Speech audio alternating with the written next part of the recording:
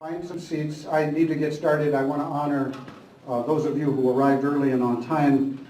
And the fact that we have a very short day today probably was appealing to most of you, so you knew you didn't have to spend your whole Saturday here. So we want to try to get through everything in a timely fashion. I am Deacon Jim Walsh. I'll talk a little bit more about this building and the diocese and our work in a moment. But I just want to sort of refresh our memories about restorative justice. Crime creates harms, or crime really is defined as harms in the restorative justice world and in the common sense realm. Harms create obligations to which offenders need to be responsible and accountable directly, we believe, to victims, their families, and the community. Restorative justice focuses on the harm and the need created by the harm.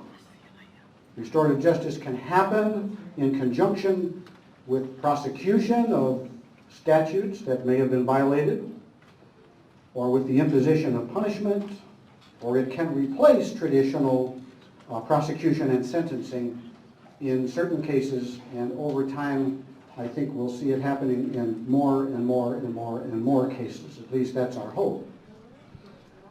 I want to welcome you to the Catholic Diocese of San Diego.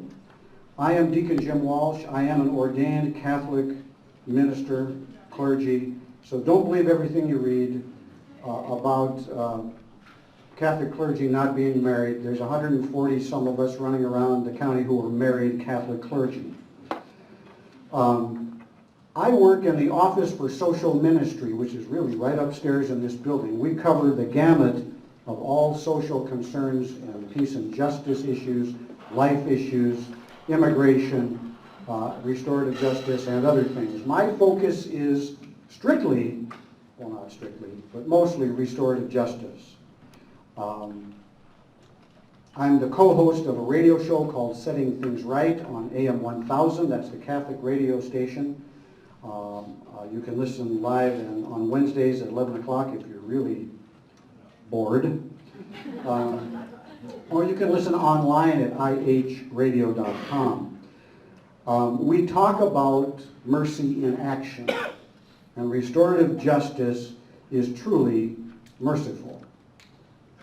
For Catholics, our mandate to implement restorative justice, well, it comes, of course, from Scripture and tradition, but in the year 2000, the U.S. bishops wrote what they call a statement. This is the U.S. bishops' version of a statement. It's really a booklet on responsibility, rehabilitation, and restoration.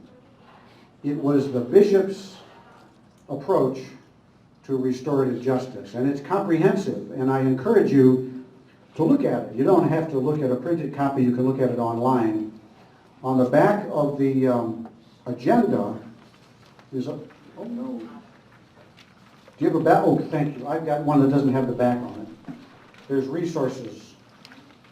If you want, I can send you an email with a link to the Catholic bishops. If you look down at the bottom, near the bottom, you'll see responsibility, rehabilitation, and restoration. There's a long link. I don't expect you to type all that in. You might just go to usccb.org and search for responsibility, and you'll find it there. This is a very comprehensive statement that I use, and other people in other dioceses that have my job use as the mandate for the work that we do.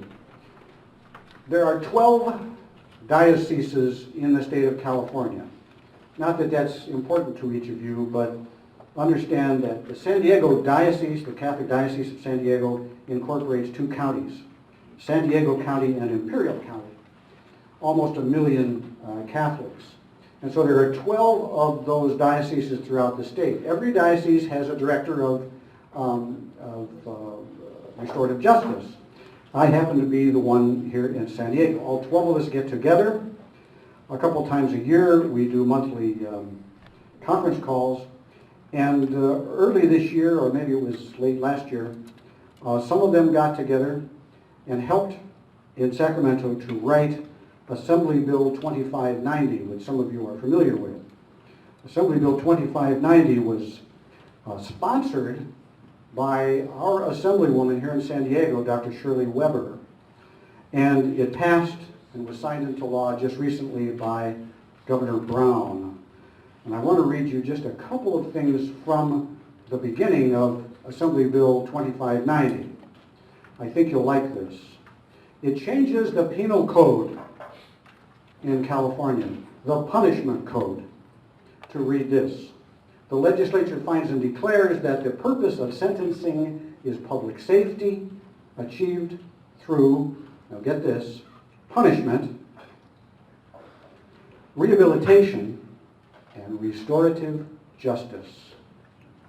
When a sentence includes incarceration, this purpose is best served by terms that are proportionate to the seriousness of the offense, with the provision for uniformity in the sentences of offenders committing the same offense under similar circumstances. The legislature further finds and declares that programs should be available for inmates, including but not limited to educational, rehabilitative, and restorative justice programs that are designed to promote behavior change and to prepare all eligible offenders for successful re-entry into the community. So we now have restorative justice legislation in the state of California, thanks be to God. And our job, part of our job here today, is to figure out how we can help implement that in all areas of the community. I hope you like that. The California bishops this year are formally promoting Yes on 62. This is the proposition to replace the death penalty with life in prison without the possibility of parole. So to eliminate the death penalty. So this is all the politics you're going to hear from the podium today. We have some material on Yes on 62, yard signs, window signs, some buttons, etc. The typical political stuff. Okay? So far so good? Yes. We are committed to restorative justice. We want everyone to understand it and to love it and to live it.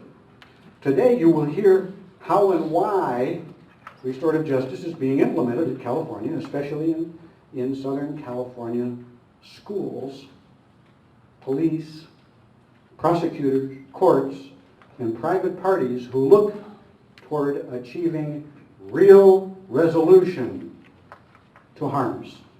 Restorative justice provides comprehensive, real resolution. Before I introduce the classes, our keynote speakers, there's a couple of housekeeping items I want to cover. Cell phones, other devices that make noise. The only noise we want to hear is your enthusiasm today. So if you could turn off those ringers, that would be great. Restrooms are down that hall and also down this hall. You have agendas. I'm already a minute past my agenda time. We're going to try to stick to the times on the agenda so we can get you out of here on time today. How many of you are here today hearing about restorative justice details for the very first time? Whoa. That's more than a third. Thank you. This is awesome. Wow. How many of you work in some area of restorative justice? Well, that's even more. That's awesomer. Wow. How many of you today have government jobs or government-related work? Cool. How many from the DA's office? Anybody? Oh, wow. Thank you for being here. From the probation department. Yay, probation department. Love it, love it, love it. Okay, good. Custody, anybody here from custody? No? Okay. School personnel. Yay! This is the latest and greatest. We're making inroads into the schools. You're going to hear a lot about that today. Public and private. Thank you each for being here today.